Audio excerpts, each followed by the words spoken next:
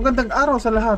May naspatan na pong pakol or triggerfish dito sa butas na ito. At yan, habang nag-aantay ay pinapanood ko itong mga maliliit na kuleblong pakol na parang nagsasayaw sa aking harapan.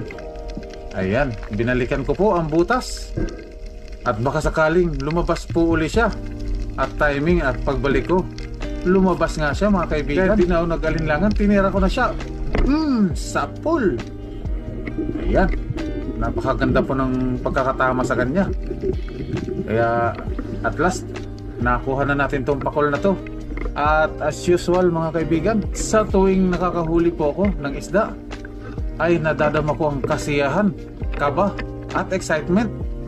Ayan, kaya gustong gusto ko po talagang mag-adventure ng kagaya nito.